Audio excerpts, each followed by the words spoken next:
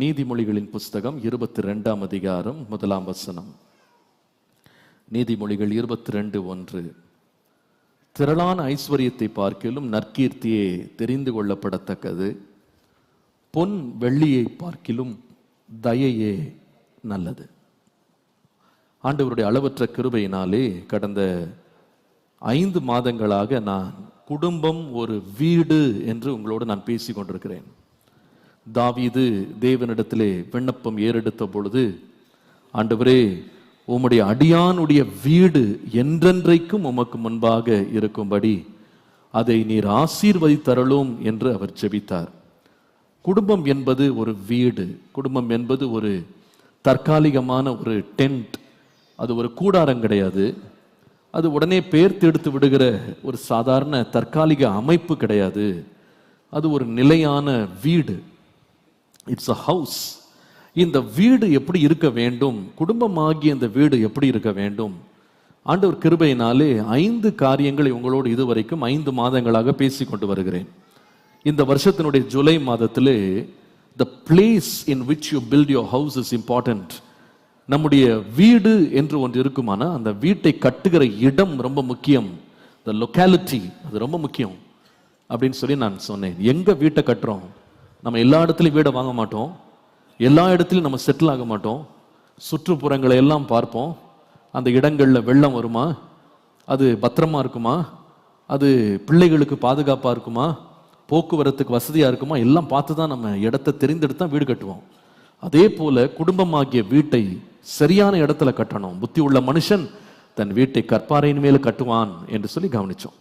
2வது, ஆகஸ்ட் மாதத்தில் you need to have a plan for a house. ஒரு வீட்டை கட்ட வேண்டுமானால் முதலாவது உட்கார்ந்து ஆகும் செலவை அவன் கணக்கு பார்க்கிறான் என்று இயேசு சொன்னார். அப்போ அந்த வீட்டுக்கு ஒரு திட்டம் தேவை. திட்டமிடாமல் ஒருவன் வீட்டை கட்டவே மாட்டான். குடும்பமும் அப்படிதான். திட்டமிடுதல் ரொம்ப முக்கியம். ஆலோசனை இல்லாத இடத்தில் ஜனங்கள் சீர்கெட்டு போகிறார்கள் என்று வாசிக்கிறோம். failing to plan is planning to fail. திட்டமிட தவறினால் தவறு செய்ய திட்டமிடுகிறோம் என்று அர்த்தம். குடும்பத்தை ஒரு திட்டத்தோடு நடத்தணும். ஒரு பிளான் ரொம்ப முக்கியம். 3வது, செப்டம்பர் மாதத்தில் ப்ரொடெக்ட் த ஹவுஸ் என்று பேசினேன். ஒரு வீட்டுக்கு தேவை பாதுகாப்பு. வீட்டுக்கு பல கோடிகளை பல லட்சங்களை செலவழிச்சுட்டு அந்த வீட்டினுடைய வாசல் கதவை ஒரு மனுஷன் அதுல பிசினித்தனம் பண்ணவே மாட்டான். அதுல ஏதாவது ஒரு பழைய லாக்கை போட்டு விடலாம் அப்படின்னு சொல்ல மாட்டான். வீட்டை விட்டு கிளம்புவதற்கு முன்பதாக, ராத்திரி படுப்பதற்கு முன்பதாக அந்த வீட்டை எல்லாம் அடைத்து பத்திரப்படுத்துகிறான், பாதுகாக்கிறான். அதை சுற்றி வேலி அடைக்கிறான், பாதுகாக்கிறான். அப்பொழுதுதான் அந்த வீடு பாதுகாப்பாக இருக்கும். அதே போல ஒரு குடும்பத்திற்கு பாதுகாப்பு ரொம்ப முக்கியம். எவ்விதத்திலெல்லாம் ஒரு வீட்டை பாதுகாக்கணும், ஒரு குடும்பத்தை பாதுகாக்கணும், அதை பற்றி நம்ம பேசணும். 4வது, அக்டோபர் மாதத்தில் பிளஷர் இன் த ஹவுஸ். ஒரு குடும்பத்தில் தேவை இன்பம் என்று சொல்லி பேசினேன். குடும்பம் மகிழ்ச்சியான வீடா இருக்கணும். மகிழ்ச்சி இல்லாம எத்தனை ஆகாரம் இருந்து என்ன பிரயோஜனம்? கொழுத்த பதார்த்தங்களை சாப்பிட்டுட்டு சண்டை வீட்டுக்குள்ள இருந்தா என்ன பிரயோஜனம்? அப்போ வீட்டுக்குள்ள அந்த மகிழ்ச்சி இருக்கணும். கர்த்தருடைய நீதிமான்களுடைய வீட்டுல கம்பீர சத்தம் இருக்கும் அப்படின்னு வாசிக்கிறோம். குடும்பம் மகிழ்ச்சியின் இடமா இருக்கணும். நவம்பர் மாதத்துல ஆண்டவருடைய கிருபையினால கடந்த மாதம் ப்ரொவிஷன் ஃபார் த ஹவுஸ். ஒரு வீடு என்று இருக்குமானா ஒரு நீதிமானுடைய வீட்டிலே அநேக பொக்கிஷம் இருக்கிறது என்று வாசிக்கிறோம்.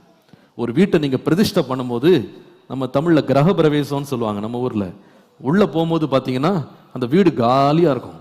உள்ள எல்லா அறைக்குள்ளேயும் போகலாம், ஒண்ணுமே இருக்காது. நல்ல பெயிண்ட் அடிச்சு இடத்த காலி பண்ணி வச்சிருப்பாங்க. ஆனா அதே வீட்டுக்குள்ள குடியேற பிறகு பாத்தீங்கன்னா அந்த வீட்டுல மேல கீழே செவுர்ல மேல சீலிங்ல எல்லாத்துலயும் அலங்காரமான பொருட்களை நிறைச்சிருவாங்க. பார்த்துருக்கீங்களா? நம்ம வீட்டுல எங்கேயாவது ஒரு இடம் கேப் இருக்கா பாருங்க. சீலிங்கை பார்த்தீங்கன்னா அங்கே ஒரு ஃபேன் தொங்கிட்டு இருக்கும். செவுத்தை பார்த்தீங்கன்னா அங்கே ஏதாவது ஒரு லைட் இருக்கும், அல்லது ஒரு ஷெல்ஃப் இருக்கும். தரையில் பார்த்தீங்கன்னா ஒரு பாய் இருக்கும். ஒரு இடத்தை விட்டு வைக்கிறது கிடையாது. பொக்கிஷங்களால் நிரப்புவோம். அலங்காரமான பொக்கிஷங்கள், அருமையான பொக்கிஷங்கள் நிரப்புவோம். அதே போல ஒரு குடும்பம் என்கிற வீட்டுக்கு கூட இந்த மாதிரி பொக்கிஷங்கள் தேவை. என்னென்ன பொக்கிஷம் வேணும்னு கடந்த மாசம் பேசினேன். இன்னைக்கு 6வது காரியத்தை உங்களோட பேச போறோம். ஒரு குடும்பத்துக்கு தேவையானது நம்பர் 6. ஒரு குடும்பம் ஆகிய வீட்டுக்கு தேவையான 6வது காரியம் ப்ரைட். ஒரு குடும்பத்திற்கென்று வேண்டியது கௌரவம். கௌரவம்.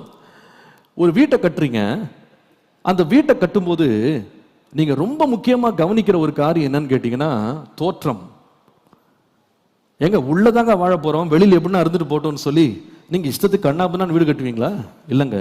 அந்த வெளியில எவ்வளவு அழகா இருக்குன்றதுல ரொம்ப முக்கியத்துவம் காட்டுவோம் பாருங்க. நிறைய பேர் பாத்தீங்கன்னா அதுக்கு எவ்வளவோ லட்சங்களை செலவழிக்கிறாங்க. அதோடைய அப்பியரன்ஸ், அதோடைய தோற்றம் ரொம்ப அழகா இருக்கணும். எங்க தெருவிலே எங்க வீடை பார்த்தா தான் அழகா இருக்குன்னு எல்லாரும் சொல்லணும். அதுக்கு பெயிண்ட்டுக்கு எவ்வளவு செலவு பண்றோம், அது கண்ணாடிக்கு எவ்வளவு செலவு பண்றோம், அதனுடைய தோற்ற வடிவமைக்கு எவ்வளவு காசு கொடுத்து டிசைன் பண்றோம். இது ஏன்னு கேட்டீங்கன்னா, இந்த வெளியில இருக்கிற பெயிண்ட் வந்து உங்களை காப்பாற்ற போறது இல்லை. வெளியில இருக்கிற பெயிண்ட் உங்களுக்கு சாப்பாடு போட போறது இல்லை.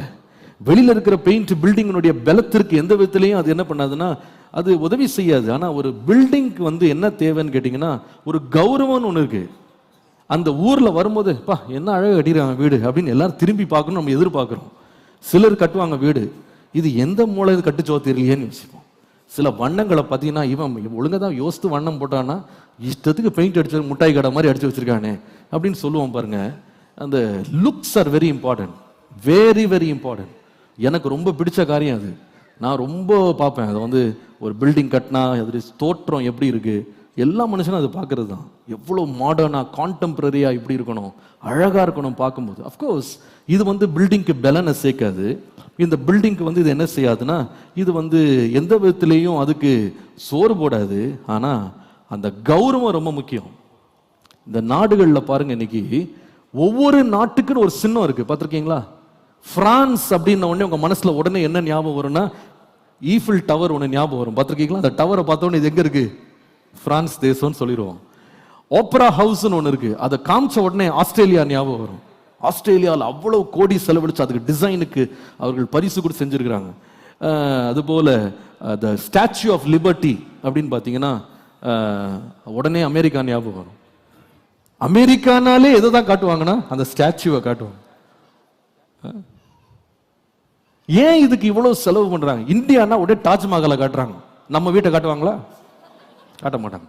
ஆனா அது ஒரு அழகு, அதுல ஒரு அழகு, அதுல ஒரு ஒரு வசீகரம். அந்த தேசத்துக்கே ஒரு அடையாளத்தை அது கொடுக்குது, அந்த நாட்டுக்கே ஒரு அடையாளத்தை கொடுக்குது, அப்படிதானே? அப்போ கௌரவம்ன்றது முக்கியம். எப்படி ஒரு வீட்டை கட்டும் போது அது வெளி தோற்றத்துக்கு நம்ம முக்கியத்துவம் கொடுக்கிறோமோ, அதே போல ஒரு குடும்பத்துக்கு என்ன தேவைன்னு கேட்டீங்கன்னா கௌரவம், மரியாதை. ஒரு வீட்டை பற்றி, ஒரு குடும்பத்தை பற்றி நினைச்சாலே ஒரு கௌரவம் தேவை. பாருங்க, அதனாலதான் அழகா ஞானி சொல்லுகிறாரு, திரளான ஐஸ்வர்யத்தை பார்க்கிலும் நற்கீர்த்தியே, நற்பெயரே தெரிந்து கொள்ளப்படத்தக்கது அப்படின்னு போட்டு. அப்போ ஒரு வீட்டுக்குள்ள எவ்வளவோ ஐஸ்வர்யம் இருக்கலாங்க, எவ்வளவோ வருமானம் வரலாம், எவ்வளவோ பணம் இருக்கலாம், எவ்வளவோ நல்ல காரியங்கள் வீட்டுக்குள்ள இருக்கலாம். ஆனா அந்த வீட்டை பற்றி ஒரு நல்ல பெயர் அத்தனை சம்பளத்தை பார்க்கலாம், அத்தனை மேன்மைகளை பார்க்கலாம் ரொம்ப முக்கியமானதுங்க, ரொம்ப ரொம்ப முக்கியமானது. நான் வேதத்திலிருந்து 2 சம்பவங்கள் உங்களுக்கு காமிக்கிறேன். இது ஒரு முன்னுதாரணமா உங்களுக்கு காண்பிக்கிறேன். நீங்க லூக்கா 7ஆம் அதிகாரம் 37ஆம் வசனத்துக்கு வருவீர்களானா, இயேசு ஒரு இடத்துல பந்தி இருக்கிறார், சாப்பிட்டு கொண்டிருக்கிறார். அப்பொழுது அந்த ஊரில் இருந்த பாவியான ஒரு ஸ்திரீ அந்த பரிசேயன் வீட்டிலே பந்தி இருக்கிறதை அறிந்து ஒரு பரணியிலே பரிமள தைலத்தை கொண்டு வந்து இயேசுனுடைய பாதத்திலே ஊற்றினாள்னு பார்க்கிறோம். கவனிங்க, இந்த அம்மா வந்து கையில வச்சிருந்தது பாத்தீங்கன்னா ரொம்ப விலையேற பெற்ற பரிமள தைலம்.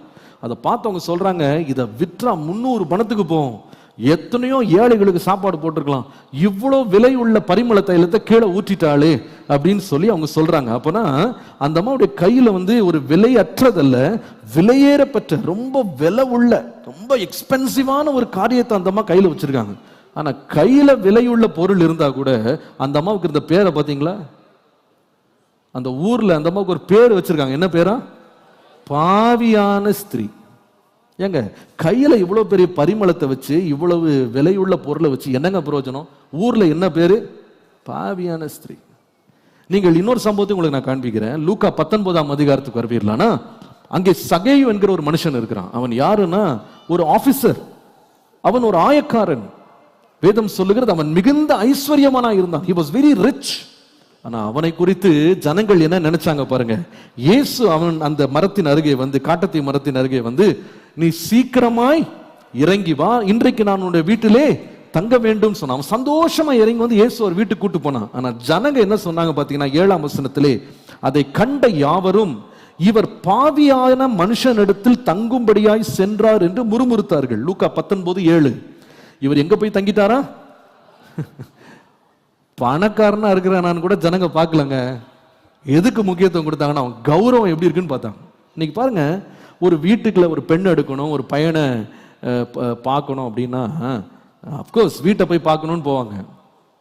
பையனுக்கு வேலை என்னன்னு தேடுவாங்க, பொண்ணுடைய படிப்பு என்னன்னு பார்ப்பாங்க. ஆனால் அதுக்கு முன்னால ஒரு காரியத்தை ஊரில் விசாரிப்பாங்க. என்ன தெரியுமா? இந்த குடும்பம் எப்படிப்பட்டதுங்கன்னு கேட்பாங்க. கேட்பாங்களா கேட்க மாட்டாங்களா? அந்த குடும்பத்துக்குன்னு ஒரு என்ன இருக்கு, ஒரு கௌரவம். நிறைய இடங்களை நான் பார்த்துருக்கேன். சில வீடுகளில் அவர்கள் எதிர்பார்க்கிற அளவுக்கு பணம் இருக்காது, அவங்க எதிர்பார்க்க படிப்பு இருக்காதுங்க. ஆனால் ஊரில் நல்ல பேர் இருக்கும். அதற்காகவே அந்த பெண்ணையோ அந்த பையனையோ திருமணம் பண்ணவங்க இருக்கிறாங்க. அதை முதல் நிலைப்படுத்துறாங்க. பேரு கெட்டு போச்சு அப்படின்னு சொன்னா அவங்க என்ன செய்ய மாட்டாங்க, முன்னேறவே மாட்டாங்க. ஒரே ஒரு பேட் ரிப்போர்ட் வந்துருச்சுன்னா போதுங்க, அவ்வளவுதான், அப்படியே பின்வாங்கிடுவாங்க. அப்போ அந்த நற்பெயர், நற்கீர்த்தி ஒரு குடும்பத்துக்கு ரொம்ப ரொம்ப முக்கியம். ஒரு வீட்டை நடத்துற கணவன், ஒரு மனைவி, பெற்றோர், நீங்க ரொம்ப கவனமா இருக்க வேண்டியது, நம்ம வீட்டின் மேல எந்த பழியும் வந்துடக்கூடாது, நாம நம்முடைய கௌரவத்தை இழந்துடக்கூடாது.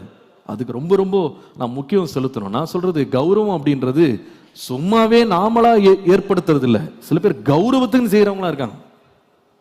கௌரவத்துக்கு செய்யறதை பத்தி நான் பேசல. சில பேர் பாத்தீங்கன்னா எல்லாரும் நம்மளை புகழணும் அப்படின்றக்கா கடன் வாங்கி என்ன பண்ணுவாங்கன்னா நிறைய காரியங்களை செய்வாங்க.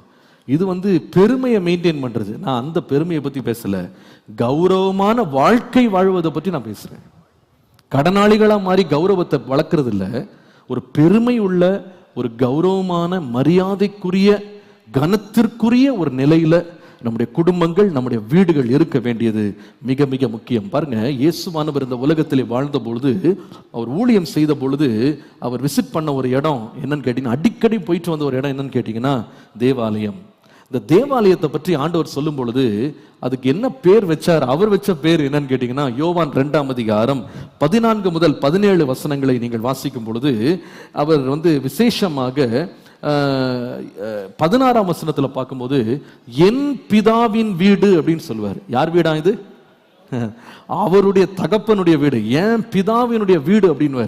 அப்போ அவருடைய வீட்டுக்கு அவர் என்ன எதிர்பார்த்தார் அப்படின்னு கேட்டீங்கன்னா, என் பிதாவின் வீட்டுக்கு கௌரவம் இல்லாத காரியங்களை வீட்டில் இருக்கக்கூடாது.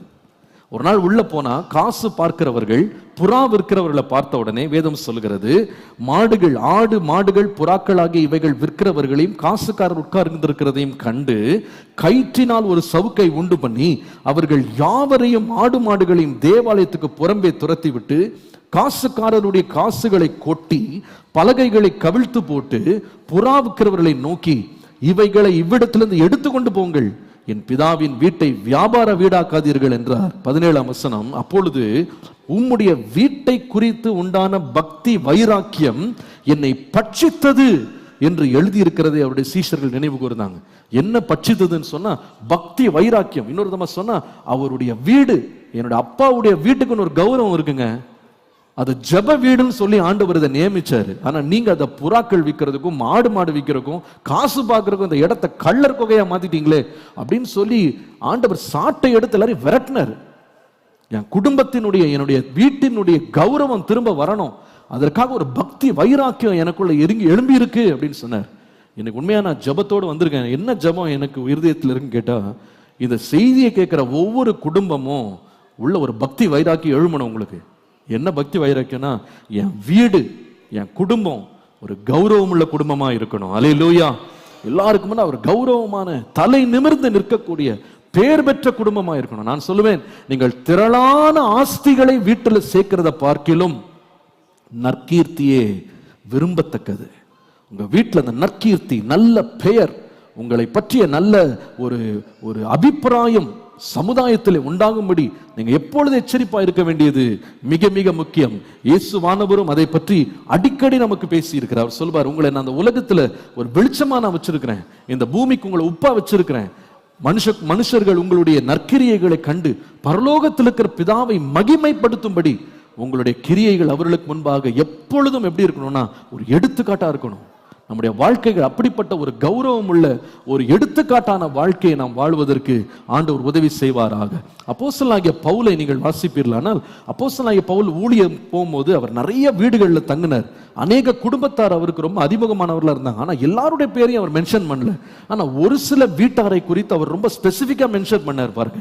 உதாரணமாக நீங்கள் 1 கொரிந்தியர் 16ஆம் அதிகாரம் 15ஆம் வசனத்தை வாசிப்பீர்களானால், 1 Corinthians 16:15 வாசிப்பீர்களானால், சகோதரரே, ஸ்தேவானுடைய வீட்டார் அகாயா நாட்டிலே முதற்பலனானவர்கள் என்றும் பரிசுத்தவான்களுக்கு ஊழியம் செய்யும்படி தங்களை ஒப்புவித்திருக்கிறார்கள் என்றும் அறிந்திருக்கிறீர்களே. அவர்களை குறித்து ஒரு புகழ்ச்சியான ஒரு காரியத்தை அவர் ஞாபகம் வச்சிருந்தாங்க. அந்த குடும்பமே எப்படிப்பட்ட குடும்பம்னா, முதலாவது கர்த்தருக்கு தங்களை ஒப்பு கொடுத்தவங்க, பரிசுத்தவான்களுக்கு ஊழியம் செய்ய தங்களை அர்ப்பணிச்சவங்க. அவர்களை பற்றி ஒரு பெருமையான வார்த்தையை வேதத்தில் எழுதினார். நம்ம அந்த குடும்பத்தை பார்த்ததில்லை, ஆனா அந்த கௌரவம் பாருங்க, அந்த குடும்பத்துக்குன்னு ஒரு கௌரவம் ஒன்று பிரகாசிச்சது, ஒரு வாசனை பரவியது. அந்த குடும்பத்தை பற்றி நினைக்கும் போதே அவருக்கு என்னன்னா, ஓ இவங்க ரொம்ப ஸ்பெஷலுங்க, இந்த வீடு ரொம்ப கனத்திற்குரிய வீடு. நீங்கள் 2 தீமோத்தேயு 1ஆம் அதிகாரம் 16ஆம் வசனத்துக்கு வருவீர்களானா, அங்க இன்னொரு வீட்டாரை பற்றி அவர் பேசுறாரு. He speaks about the house of Onesiphorus.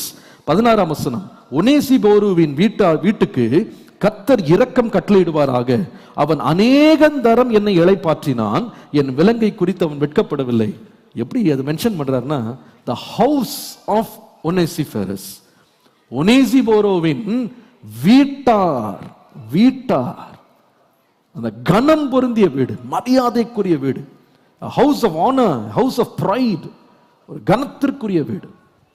இன்னைக்கு மாலையில் என்னுடைய செய்தியின் சாராம்சம் என்னன்னு கேட்டா, நம்முடைய வீடு, நம்முடைய குடும்பம் ஒரு கௌரவமான குடும்பமாய் மாறுவதற்கு வழி என்ன, படிகள் என்ன? 3 காரியங்களை மிக சுருக்கமாக உங்களோடு பகிர்ந்து கொள்ள விரும்புகிறேன். முதலாவது, நம்முடைய வீடு கௌரவம் உள்ளதாய் மாற வேண்டுமானால் வாசியுங்கள் 2 தீமோத்தேயு 2ஆம் அதிகாரம் 20 முதல் 21 வசனங்களை கவனியுங்கள். 2 தீமோத்தேயு 2 20 முதல் 21. ஒரு பெரிய வீட்டிலே பொன்னும் வெள்ளியுமான பாத்திரங்களும் அல்லாமல் மரமும் மண்ணுமான பாத்திரங்களும் உண்டு. அவைகளில் சில கனத்திற்கும் சில கனவீனத்திற்குமானவைகள். ஆகையால் ஒருவன் இவைகளை விட்டு தன்னை சுத்திகரித்துக் கொண்டால் அவன் பரிசுத்தமாக்கப்பட்டதும் எஜமானுக்கு உபயோகமானதும் எந்த நற்கிரியைக்கும் ஆயத்தமாக்கப்பட்டதுமான கனத்திற்குரிய பாத்திரமா இருப்பான். ஒரு வீட்டை பத்தி பேசுறாரு. அவர் சொல்லுகிறார், இந்த வீட்டுல நிறைய பாத்திரம் இருக்கு, ஆனா நீங்க எப்படி ஒரு பாத்திரமா இருக்கணும்னா, எஜமான் பயன்படுத்துறதா இருக்கணும், எந்த நற்கிரியை செய்யறதுக்கு பாத்திரமா இருக்கணும், நீங்க கனத்திற்குரிய பாத்திரமா இருக்கணும். இன்னொரு விதமா சொன்னா, கௌரவமான ஒரு பாத்திரமா இருக்கணும். நம்ம வீடு எப்படி இருக்கணும்னா, கௌரவமா இருக்கணும்னா, முதலாவது அங்க எங்க ஆரம்பிக்குது கேட்டா எழுதி கொடுங்க. Number 1, take care of yourself. கௌரவத்தை பெறுவதற்கு வழி என்னவென்றால், முதலாவது நம்முடைய தனிப்பட்ட வாழ்க்கையை முதல்ல மரியாதையா வச்சுக்கணும். நம்முடைய தனிப்பட்ட வாழ்க்கையின் மேல ரொம்ப ரொம்ப கவனமா இருக்கணும். நம்முடைய தனிப்பட்ட வாழ்க்கையிலிருந்து எழும்புகிற கௌரவம் தான் குடும்பத்துக்கு என்ன கொண்டு வருதுன்னா, கௌரவத்தை கொண்டு வருது. கௌரவமான வீடு அப்படின்னா வெளியில ஒரு பெரிய பிளெக்ஸ் பேனர் போட்டு கௌரவமான வீடு அப்படின்னு வெளியில பட்டம் போடுறதுனால இல்ல, வீட்டுக்கு கௌரவ வீடு அப்படின்னு பேர் வைக்கிறதுனால இல்ல, வெளியில நியான் லைட்ல கௌரவமான வீடுன்னு எழுதி போடுறதுனால கிடையாது. எப்படி கௌரவம் வரும்னா, அதுல இருக்கிற ஒவ்வொருவரும் தங்களை கௌரவமா பாதுகாத்துக்கிறாங்க. You have to maintain your life honorably. நம்முடைய தனிப்பட்ட வாழ்க்கையை குறித்து ஒரு கௌரவம் நாம முதல்ல விதைக்கணும். அது விதைச்சாதான் அந்த வீடு, குடும்பம் எப்படி வரும்னா கௌரவம் உள்ளதாக மாறும். இது நிறைய பேர் கௌரவத்தை எதிர்பார்க்கிறவங்க நிறைய பேர் இருக்காங்க. ஐயோ, அவர்களுக்கு நீங்க கொஞ்சம் ஏதாவது நீங்க கௌரவ குறைச்சல நடத்தி பாருங்க, அவர்களுக்கு வர்ற கோபம் ஆத்திரம் என்ன பயங்கரங்க. சில வீடுகளில் கல்யாணங்களுக்கு போனவங்களை பார்த்துருக்கீங்களா? கல்யாணம் பார்த்தீங்கன்னா சந்தோஷமான ஒரு காரியம், பெரிய சண்டையில முடிகிறது. காரணம் என்னன்னா, நாங்க மாப்பிள்ளை வீடு, நாங்க சாப்பிடறதுக்கு முன்னாடி பெண் வீடு எப்படி உட்கார்ந்து சாப்பிட்டான். இது கேட்டு வாங்குற கௌரவம், இது அசிங்கமான கௌரவம். இது ஆண்டவர் சொன்னாரு பரிசேயர்களை பார்த்து, நீங்க எங்க போனாலும் முதல் சீட்டை நீயே கேட்டு வாங்குற, ஜனங்கள் எல்லாம் உனக்கு வந்தனம் சொல்லணும், நீயே டிமாண்ட் பண்ற, இதுவா கௌரவம்? ஆமான்னு ஒருத்தர் இருந்தான் பாத்தீங்களா, அவர் நடந்து போனாராம். போகும்போது வரவன் போறவங்களாம் அவருக்கு வந்தனம் செலுத்தணுமா? இது கேட்டு வாங்குற விஷயமா இது? அதுல ஒரே ஒருத்தன் கௌரவம் கொடுக்கலையா, வந்தனம் செலுத்தலையாம். அவர் முன்னாடி பணியல உடனே அவருக்காக 70 முழம் உயரத்துல ஒரு தூக்கு மேடையை கட்டி கடைசியில் அதுல அவமானப்பட்டவன் அவன் தான். கேட்டு வாங்குறது கௌரவம் இல்லைங்க, நம்மளை தேடி வர்றது கௌரவம்.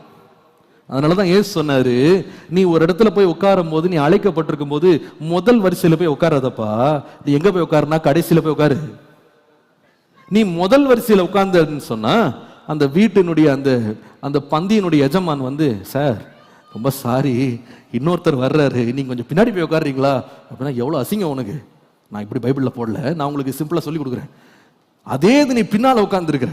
அப்போ அந்த வீட்டினுடைய எஜமான் வர்றான், வந்து பார்த்துட்டு, சார் ஏன் சார் இங்க உட்கார்ந்துருக்கீங்க, நீங்க வாங்க சார் அப்படின்னு சொல்லி எல்லாருக்கும் முன்னாடி உங்களை இழுத்துட்டு வந்து முதல் வரிசையில் உட்கார வச்சா உனக்கு எவ்வளவு கௌரவம்.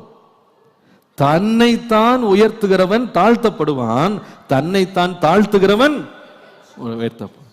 அப்போ கௌரவம் அப்படின்றது நாமளா டிமாண்ட் பண்ணி கேட்டு வாங்குறது இல்லைங்க, கௌரவமான வாழ்க்கையை நம்ம வாழ்றதுக்கு தீர்மானம் பண்றது.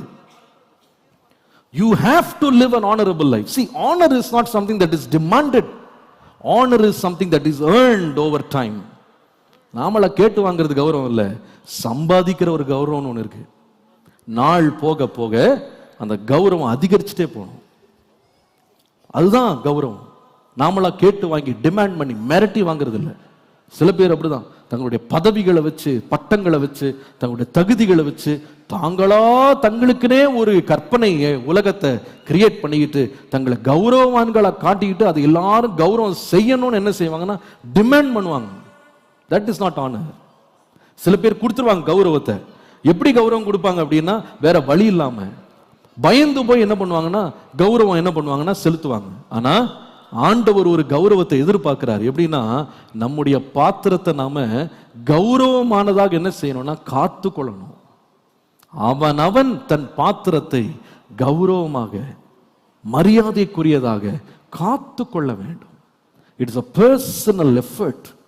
ஒவ்வொரு நாளும் நான் செய்யற காரியம் எனக்கு கௌரவத்தை அதிகரிக்குமா, என் பேரை அதிகரிக்குமா, என்னுடைய நற்கீர்த்தியை பெருக பண்ணுமா, நான் கௌரவத்தை எவ்வளவு வளர்த்துட்டு இருக்கேன், how much do I increase in honor. எனக்கு தெரியுங்க, ஆரம்பத்தில் ஒருவேளை கௌரவம் இல்லாமல் இருக்கலாம், ஆனா நாம் அதற்காக ஒழுங்கா நம்ம வாழுவோமானா அந்த கௌரவம் நம்மளையே தேடி வருங்க, நிச்சயமா தேடி வரும்.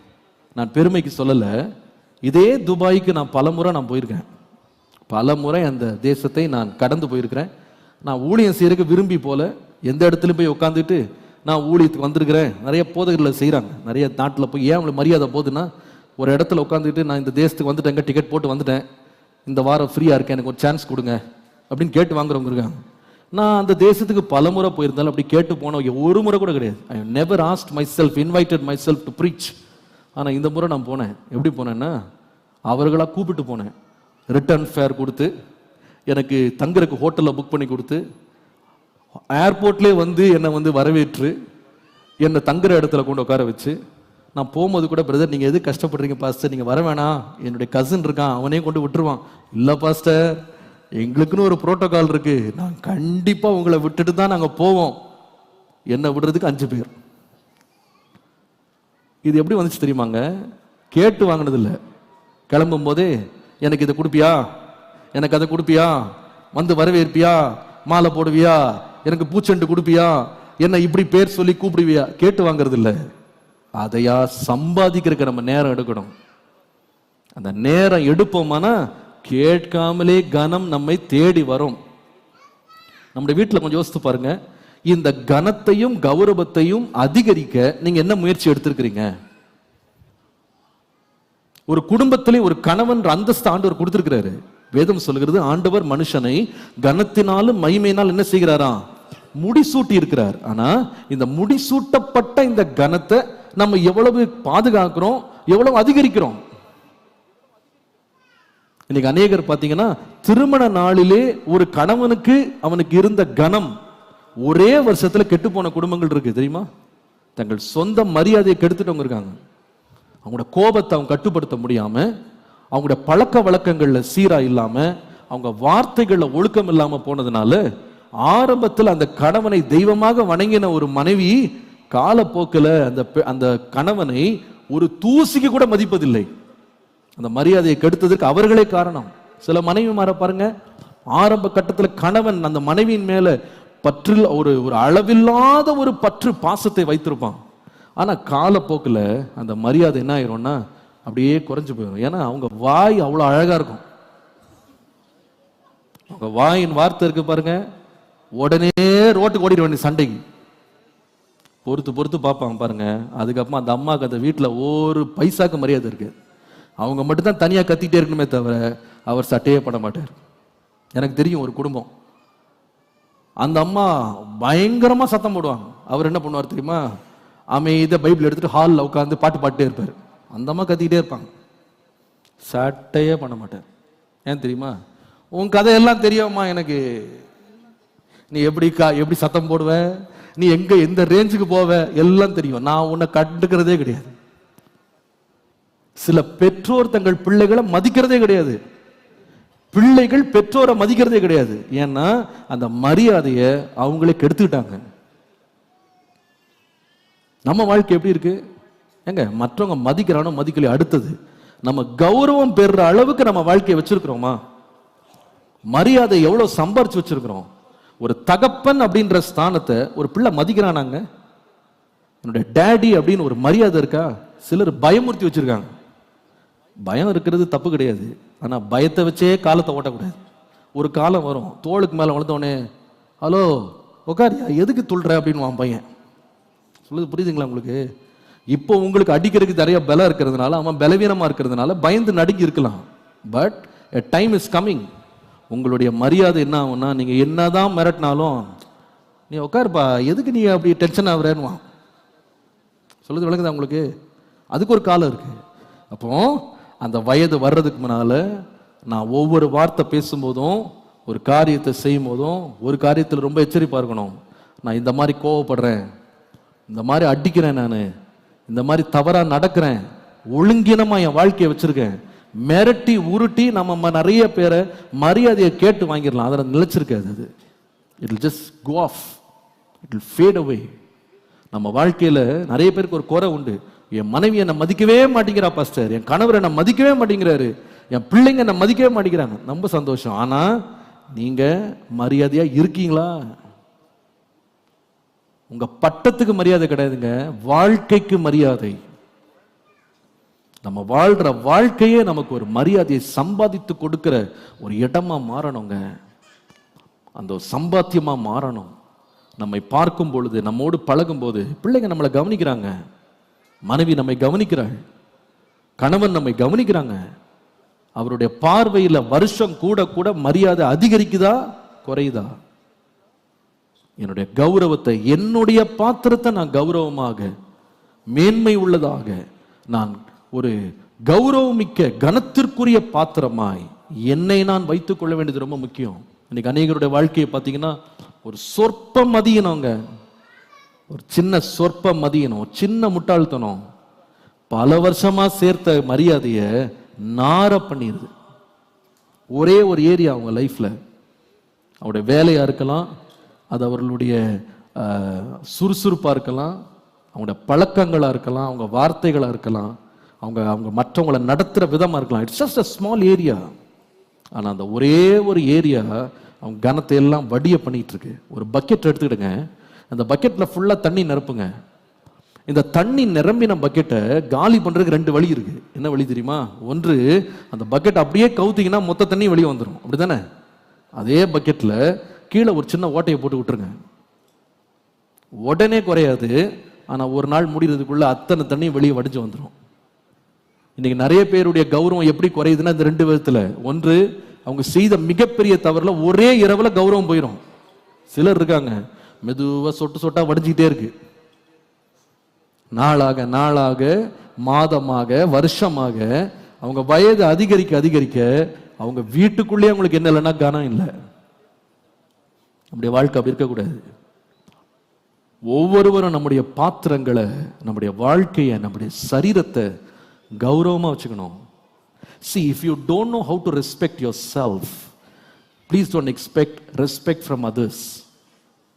நம்மளை நாமளே மதிக்க தெரியலன்னா மற்றவங்க நம்மளை மதிப்பாங்கன்னு எதிர்பார்ப்பது தவறு. சிலருடைய லைஃப்பை நான் பார்க்குறேங்க, அவங்க லைஃப்பை அவங்களே மதிக்கிறது கிடையாது. கெட்ட பழக்கங்கள் இருக்கும் அவங்களுக்கு, கெட்ட நண்பர்கள் இருப்பாங்க, கெட்ட வார்த்தைகள் அவங்க வாயிலிருந்து வெளியே வரும், கெட்ட சம்பாஷணைகள், கெட்ட விதமான அவருடைய குணாதிசயங்கள் அவங்களுடைய சரீரத்தையே அவங்க கனமா நடத்துறது இல்ல. எப்படிங்க மற்றவங்க நம்மளை மதிப்பாங்க? நம்முடைய வாழ்க்கையை நம்ம ஆராய்ஞ்சு பார்க்கணும். ஆண்டவரே, என்னுடைய சுய மரியாதையை, என் கௌரவத்தை கெடுக்கிற ஏதாவது சுபாவம் எனக்குள்ள இருந்துட்டே இருக்கா? நான் சொன்னது போல சில பிரச்சனைகளுக்கு உடனே கௌரவம் போயிடாது, ஆனா நாளடைவில் ஒன்றுமில்லாம அது போயிடும். தாவீதுடைய வாழ்க்கையை நீங்க பார்ப்பீங்களானா, அவனுடைய முதிர் வயதில் அவன் மரித்தான். எப்படி மரித்தான்னா, கனம் நிறைந்தவனாய் மரித்தான். Full of honour. அவன் வாழ்க்கையில ஃபுல் ஆஃப் ஆனர். இயேசுவானவர் மரிக்கும் போது 100க்கு அதிபதி வந்து அவருக்கு சாட்சி கொடுத்தான். ஆனா அரசாங்கம் என்ன சாட்சி கொடுத்ததுன்னா, இவர் யாரு? மரணத்துக்கு பாத்திரமானவர், சிலுவையில் அறையப்படணும், சிலுவையில் ஏற்றப்பட்ட ஒவ்வொருவனும் சபிக்கப்பட்டவன். ஆனா சிலுவையில் ஏற்றி கொன்றான் பார்த்தீங்களா 100க்கு அதிபதி. அவன் சொல்லுகிறான், இவர் தேவனுடைய குமாரன் என்று நான் அறிகிறேன், அவர் நீதிமான். அவரை காட்டி கொடுத்தான் பாருங்க யூதாஸ் 30 வெள்ளி காசுக்கு. அவங்க வந்து சாட்சி கொடுக்குறாங்க. என்ன சாட்சின்னு கேட்டீங்கன்னா, குற்றமில்லாத ரத்தம். நான் ஒரு வீட்டுக்கு துக்க நிவர்த்தி கூட்டத்துக்கு போயிருந்தேன். நம்ம சபை விசுவாசி தான். துக்க நிவர்த்தி கூட்டத்துக்கு போயிருந்தேன். நான் எப்பவுமே செய்யறது போல அந்த இறந்தவர்களை பற்றி ஏதாவது நல்ல வார்த்தை ஏதாவது இருந்தால் கொஞ்சம் சொல்லுங்க அப்படின்னு அவங்க சொந்தங்களை சொல்லுவேன். அந்த வீட்டில் போய் எனக்கு வந்து அவமானம் கொஞ்சம் கிடையாதுங்க. எப்படி அவமானப்பட்டேன்னு சொல்றேன். கூட்டம் திரளா உட்கார்ந்துருக்கு. அவருக்கு 3 பிள்ளைங்க, எல்லாம் படிச்சு நல்ல வேலையில் இருக்காங்க. சொல்றேன், மனைவி 3 பிள்ளைங்க இருக்காங்க. வந்து சொல்றேன், ஏதாவது ஒரு வார்த்தை சொல்லுங்க அப்படின்றேன். 3 பேரும் என் பக்கமே திரும்பலங்க. ஒரு வார்த்தை அவரை பற்றி, ஒரு நல்ல வார்த்தை அவங்க எழும்பி சொல்லவே இல்லை. எனக்கு ரொம்ப கஷ்டமாயிட்டு. எனக்கு நான் என்ன பேசுறது? நான் அவங்க துக்கத்தை நிவர்த்தி பண்ணலான்னு பார்த்தா எனக்கே துக்கம் ஆயிடுச்சு. எனக்கு சொல்றது கவனிக்கிறீங்களா? ஒரு வார்த்தை சொல்லுங்க, எங்க அப்பா ரொம்ப நல்லவர். ஒரு பிள்ளை எழும்பி சொல்லல. என் கணவன் நல்லவருங்க, அன்பானவர். அந்த அம்மா எழுந்து சொல்லலைங்க. என்ன வாழ்க்கை இது? அவர் ஒரு மாசத்துக்கு லட்சங்களை சம்பாதிச்சாரு, பல கோடி சொத்தை வச்சுட்டு போயிருக்காரு. ஒரு பிள்ளை எழும்பி எங்க டேடி நல்லவர்னு சொல்லலைங்க. இது ஒரு வாழ்க்கையா? இது கேட்டு வாங்குறது இல்லைங்க. நம்ம வாழ்க்கையை ஒரு கௌரவமா நம்ம நிறுத்தணும். இன்னைக்கு ஒரு ஆராய்ச்சி பண்ணுங்க. நான் சொல்ற வார்த்தைகளை பற்றி நீங்க மனசு கஷ்டப்படாதீங்க. ஆனா ஆராய்ச்சி பண்ணுங்க. என் லைஃப்ல என் கௌரவத்தை கெடுக்கிற காரியம் என்ன? What is destroying my honour? என் சொந்த மனைவி என்னை மதிக்காம போனதுக்கு காரணம் என்ன? என் கணவன் என்னை மதிக்காம போன காரணம் என்ன? என் பிள்ளை என்னை மதிக்காம போனதுக்கு காரணம் என்ன? Where have I lost my honour and my position? எங்க போச்சு அது? எங்க நான் இழந்துட்டேன்? ஏன் என் பேச்சுக்கு மரியாதை இல்லாம போச்சு? இந்த கௌரவத்தை நான் எங்க இழந்தேன்? என்னுடைய பாத்திரத்தை நான் கௌரவமா வைத்துக்கொள்ள ஆண்டவரே எனக்கு கிருபை தாரும். அல்லேலூயா. So number 1, take care of your own honor. நம்முடைய கௌரவத்தை நாமே காத்துக்கொள்ள வேண்டியது மிக மிக முக்கியம். 2வது, இந்த கௌரவத்தை வந்து எப்படி நம்முடைய குடும்பங்களுக்குள்ள கொண்டு வரணும் அப்படின்னு கேட்டீங்கன்னா, ரோமர் 13:7 ஆகையால் யாவருக்கும் செலுத்த வேண்டிய கடமைகளை செலுத்துங்கள். எவனுக்கு வரியை செலுத்த வேண்டியதோ அவனுக்கு வரியையும், எவனுக்கு தீர்வை செலுத்த வேண்டியதோ அவனுக்கு தீர்வையும் செலுத்துங்கள். எவனுக்கு பயப்பட வேண்டியதோ அவனுக்கு பயப்படுங்கள். எவனை கனம் பண்ண வேண்டியதோ அவனை கனம் பண்ணுங்கள். முதலாவது சொன்னேன், treat one another with honor. ஒருவரை ஒருவர் take care of yourself. உங்களை நீங்க முதல்ல கௌரவமா வைத்துக் கொள்ளுங்க. செகண்ட் ஸ்டெப் என்னன்னு கேட்டீங்கன்னா, treat one another with honor. மற்றவர்களை கனம் உள்ளவர்களாய் நடத்துங்க. ரொம்ப அழகா இருக்கு அந்த வசனம். எவனை கனம் பண்ண வேண்டியதோ அவனை கனம் பண்ணுங்கள். வீட்டுக்குள்ள ஒரு பழக்கம் இருக்கணும். ரெஸ்பெக்டை எதிர்பார்க்கறது மாத்திரம் இல்ல, ரெஸ்பெக்டை கொடுக்க தெரிஞ்சிருக்கணும். வீட்டில் உள்ள ஒவ்வொரு அங்கத்தினரையும் நம்ம மதிக்க பழகணும். அவங்களுக்கு கொடுக்க வேண்டிய கனத்தை, மரியாதையை, அவங்களுக்கு கொடுக்க வேண்டிய கௌரவத்தை நாம தான் கொடுக்கணும். அது எங்க ஆரம்பிக்குது அப்படின்னு கேட்டா, நேரம் இல்லை, வேகமா போயிடுவேன் நான். முதல்ல எங்க ஆரம்பிக்குது அப்படின்னு கேட்டீங்கன்னா, 1 சாமுவேல் 2:30 வாசிப்பீர்களானா, இஸ்ரவேலின் தேவனாய் கர்த்தர் சொல்லுகிறதாவது, உன் வீட்டாரும் உன் பிதாவின் வீட்டாரும் என்றைக்கும் என் சந்நிதியில் நடந்து கொள்வார்கள் என்று நான் நிச்சயமாய் சொல்லியிருந்தும், இது இனி அது எனக்கு தூரமாய் இருப்பதாக. என்னை கனம் பண்ணுகிறவர்களை நான் கனம் பண்ணுவேன், என்னை அசட்டை பண்ணுகிறவர்கள் கனவீனப்படுவார்கள். மல்கியா 1:6. மல்கியா 1:6. குமாரன் தன் பிதாவையும் ஊழியக்காரன் தன் எஜமாயும் கனம் பண்ணுகிறார்களே, நான் பிதாவானால் என் கனம் எங்கே? நான் எஜமானானால் எனக்கு பயப்படும் பயம் எங்கே என்று சேனைகளின் கர்த்தர் தமது நாமத்தை அசட்டை பண்ணுகிற ஆசாரியர்களாகிய உங்களை கேட்கிறார். அதற்கு நீங்கள் உமது நாமத்தை எதினாலே அசட்டை பண்ணினோம் என்கிறீர்கள் என்று வாசிக்கிறோம். முதலாவது வீட்டுக்குள்ள கனம் பண்ற பழக்கம் சொன்ன பாருங்க, treat one another with honor. அது எங்க ஆரம்பிக்குதுன்னு கேட்டா, ஃபர்ஸ்ட் honor God. நம்முடைய வீட்டுல முதலாவது கனத்தை யாரு கொடுக்க பழகி இருக்கணும்னு கேட்டீங்கன்னா, வீட்டில் உள்ள அனைவரும் தேவனுக்கு கொடுக்க வேண்டிய கனத்தை நீங்க கொடுக்கணும். ஆண்டவர் சொல்லுகிறார், என்னை கனம் பண்ணுகிறவனை நான் கனம் பண்ணுவேன், என்ன அசட்டை பண்றவன் அசட்டை பண்ணப்படுவான்.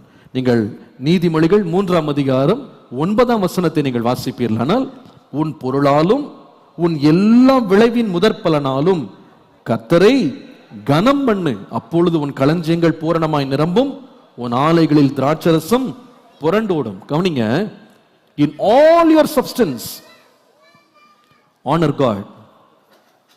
in all your substance. ரொம்ப அழகா இருக்கு இந்த வார்த்தை.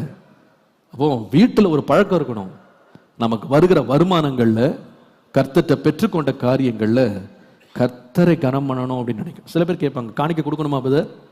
கர்த்தருக்கு காணிக்கை கொடுக்கணுமா? கண்டிப்பா தேவையில்லை. ஆண்டவர் ஒன்றும் பிச்சைக்காரர் கிடையாது. பூமி மத நிறைவும் நீங்க நினைச்சிடாதீங்க சர்ச்சுக்கு நீங்க கொடுக்கறதா சர்ச்சு நடக்குதுன்னு, கிடையவே கிடையாது.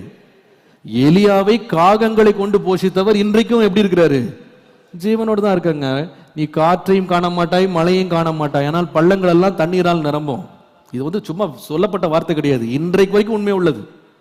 It can happen. கர்த்தர் யாரை கொண்டும் எவனை கொண்டும் எப்பொழுதும் எந்த காரியத்திலையும் தம்முடைய மகிமையை விளங்க பண்ண தேவன் வல்லவர். இல்லாதவைகளை இருக்கிறவைகளை என்ன பண்ணுவாரு? பேர் சொல்லி அழைக்கிறவர். பாருங்க, 5000 பேர் உட்கார்ந்துருந்தாங்க ஆண்டவரோட பிரசங்கத்தை கேட்கறதுக்கு. ஆண்டவர் 5000 பேருக்கு போஷிக்கிறதுக்கு 5000 பேர்ட்ட இரவல் வாங்கல. ஒரே ஒரு சின்ன பையன் கொடுக்குறான், ஆசீர்வதிக்கப்பட்டு கொடுங்கன்றாரு. 5000 பேர் சாப்பிட்டு 12 கூடை நிறைய மீதியை எடுத்தார்கள்னு பார்க்கிறோம். அப்ப ஆண்டவர் அந்த அற்புதத்தை இன்றைக்கும் செய்ய வல்லவர். அதனால நீங்க கற்பனை பண்ணிக்கிடாதீங்க, ஐயோ நம்ம கொடுத்துதான் இதெல்லாம் நடக்குது. கிடையவே கிடையாது. கொடுக்கிறதுனுடைய அவசியம் என்ன, அதுல உள்ள ரகசியம் என்ன அப்படின்னு கேட்டீங்கன்னா, கொடுக்கிறதுனால கர்த்தரை நீங்க போஷிக்கல, அவருடைய சேவையை நீங்க போஷிக்கல. நீங்க செய்யறது என்ன பண்றீங்கன்னா, உங்களுடைய பொருளாலும் உங்களுடைய விளைவின் முதற் பலனாலும் நீங்க யார கனம் பண்றீங்கன்னா, கர்த்தரை கனம் பண்றீங்க. you are honoring God. See, when you give from your increase, when you give from your produce, உன்னுடைய பொருளால் நீ கர்த்தருக்கு நீ கொடுக்கும்போது, you are not you are not supporting God. நீங்க ஆண்டவரை உயிரோடு இருக்க காப்பாற்றுறது கிடையாது. அவர் கேட்கிறாரு, இப்பா காளைகளின் எண்ணிக்கை எனக்கு எதுக்கு? நான் தானே அதெல்லாம் உண்டாக்குனேன், நீ என்ன எனக்கு கொண்டு கொடுக்க? அதெல்லாம் எனக்கு தேவையில்லை அப்படின்னு. அப்போ அது அவருக்கு தேவையில்லை. என்ன தேவைன்னா, என்ன நீ கனம் பண்றியா நான் பார்க்க விரும்புறேன். I just want to know if you are honoring me. அப்போ நல்லா கவனிங்க, காணிக்க கொடுத்து கொண்டிருக்கிறவங்க, இனிமே கொடுக்கணும்னு நினைக்கிறவங்க, கொடுக்காம உட்கார்ந்துருக்கவங்க, நீங்க உனக்கு கவனிச்சு பாருங்க. நான் கர்த்தரை கனம் பண்றேன்னா, வாங்குறதுக்கு மட்டும் கை எப்படி நீட்டுறேன், கொடும்னு எத்தனை முறை ஜெபம் பண்றேன். நான் கொடுக்கிறேனா? கர்த்தரை கனம் பண்றேன்னா, முதலாவது கனம் கர்த்தருக்கு. முதலாவது அவருடைய ராஜ்யத்தை தேடுகிறதுனால அவரை நான் கனம் பண்றேன். என்னுடைய முதற் பலனால, என்னுடைய பொருளால, நான் காணிக்கைகளால கர்த்தருக்கு நான் கனத்தை செலுத்துகிறேன். நான் துபாய்க்கு போயிருந்தேன் பாருங்க.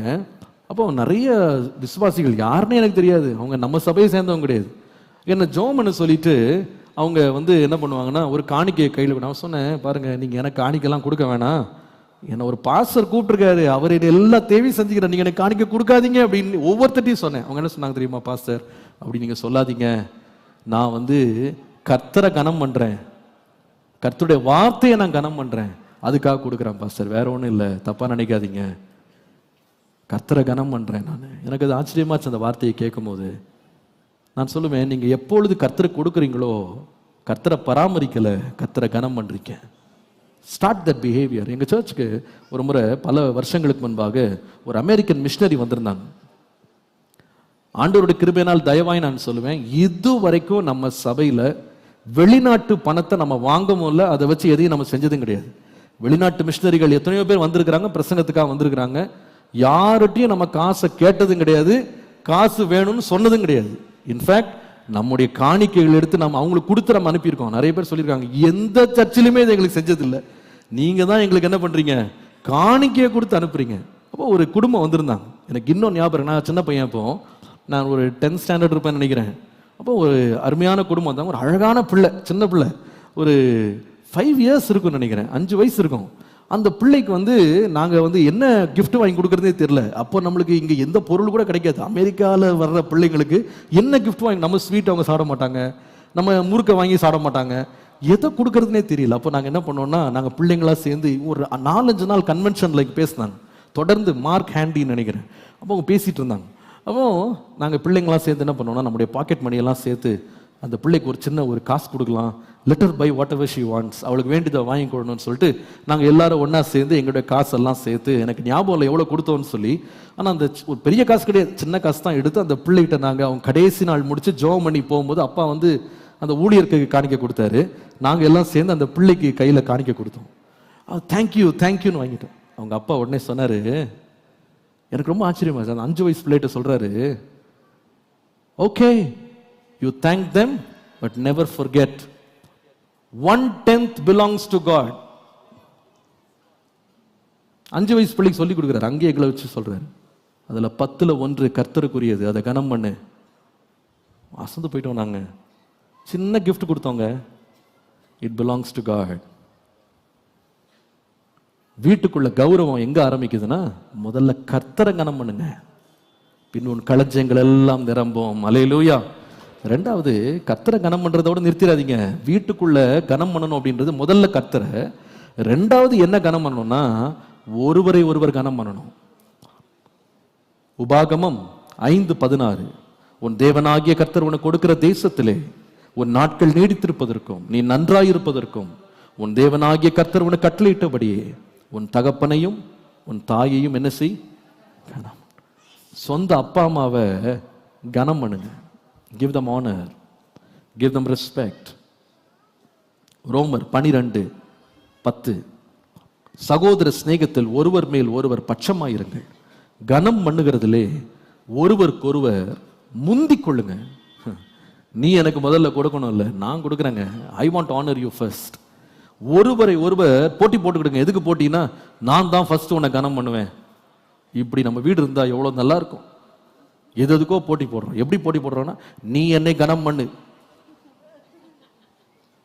ஆனா போட்டி எப்படி மாறணும்னா, நான் உன்னை கனம் பண்றேன், நீ என்ன கனம் பண்றதுக்கு முன்னாடி நான் தான் ஃபர்ஸ்ட் உன்னை கனம் பண்ணிடணும், உனக்கு முதலிடத்தை நான் கொடுக்கணும், உன்னை கௌரவப்படுத்தணும். கணவனும் மனைவியும் பிள்ளைகளும் ஒருத்தரோட ஒருத்தர் இப்படி போட்டி போட்டால் எவ்வளவு நல்லா இருக்கும். இந்த போட்டி எவ்வளவு பார்க்கறதுக்கு நல்லா இருக்கும். கனம் பண்ணுகிறதுல முந்திக் கொள்ளுங்கள். எபேசியர் 5:33, எப்படியும் உங்களில் அவனவன் தன்னிடத்தில் அன்பு கூறுவது போல தன் மனைவியின் இடத்திலும் அன்பு கூற கடவன். மனைவியும் புருஷன் இடத்தில் எப்படி இருக்கணும், பயபக்தியா இருக்கணும். வைஃபுக்கு ஒரு பழக்கம் இருக்கணுங்க, கணவரை கனப்படுத்தணும், ஆனர், ரெஸ்பெக்ட் பண்ணணும். அந்த காலத்து ஸ்திரீகள் புருஷனை எப்படி கூப்பிட்டாங்களா, எல்லாம் தெரிஞ்சுதான் வச்சிருக்கோம். இதெல்லாம் மனப்பாடமா தெரியும். இங்க கொடுத்த டீச்சிங்ல எல்லாம் தெரிஞ்சு வச்சிருக்கோம். ஆண்டவனே என்று சொல்லி கனம் பண்ணினார்கள் சொல்லி சாராளை பற்றி படிக்கிறோம். இன்னைக்கு ஆண்டவனே கூட வேணாம், வேற ஏதாவது பேர் சொல்லி கூடாம இருந்தா போதும். அப்போ respect your husband, give them honor. See, men respond to honor. நிறைய பேர் தப்பு பண்ணுவாங்க, ஆனாலும் கௌரவம் தான் அவங்க இருதயத்தை தொடும். நீங்க கௌரவப்படுத்தினீங்கன்னா you can win his heart. They demand, desire, they delight in honor. அதான் ஒரு ஆண் மகன். கர்த்தர் அப்படிதான் அவனை உண்டாக்கி இருக்காரு. தலையா இருக்கிறதுனால நிச்சயமா கனத்தை எதிர்பார்ப்பாங்க. மனைவிகள் என்ன செய்யுங்கன்னா கனத்தை கொடுங்கள். 1 பேதுரு 3:7 அந்தப்படி புருஷர்களே, இப்ப உங்கள்கிட்ட வர்றேன், மனைவியானவள் பலவீனமான பாண்டமாய் இருக்கிறபடியால் உங்கள் ஜபங்களுக்கு தடை வராதபடி நீங்கள் விவேகத்தோடு அவர்களுடனே வாழ்ந்து உங்களுடனே அவர்களும் நித்திய ஜீவன் ஆகிய கிருபையை சுதந்திரித்துக் கொள்ளுகிறவரானபடியால் அவர்களுக்கு செய்ய வேண்டிய கனத்தை செலுத்துங்கள். இது அப்படியே ஒரு சினாப்சிஸ் மாதிரி. கொலோசியர் 3:19 புருஷர்களே உங்கள் மனைவிகளில் அன்பு கூறுங்கள், அவர்கள் மேல் கசந்து கொள்ளாதீர்கள். கொலோசியர் 3:19 20ஆம் வசனம், பிள்ளைகளே உங்கள் பெற்றோருக்கு எல்லா காரியத்திலையும் கீழ்ப்படியுங்கள், இது கர்த்தருக்கு பிரியமானது. 21 பிதாக்களே உங்கள் பிள்ளைகள் திடனற்று போகாதபடி அவர்களுக்கு கோபம் மூட்டாதிருங்கள். அப்படின்னா அர்த்தம் என்ன? ஒரு ட்ரையாங்கிள் மாதிரி. கணவன் மனைவியை கனம் பண்ணுகிறார், மனைவி கணவனை கனம் பண்றாங்க, பிள்ளை பெற்றோரை கனம் பண்றாங்க, பெற்றோர் பிள்ளைகளை கனம் பண்றாங்க. ஒருவரோடு ஒருவர் ரெஸ்பெக்ட் கொடுக்குறாங்க. வயது வித்தியாசம் இல்லாம, தகுதி வித்தியாசம் இல்லாம ரெஸ்பெக்டிங் ஈச் அதர்.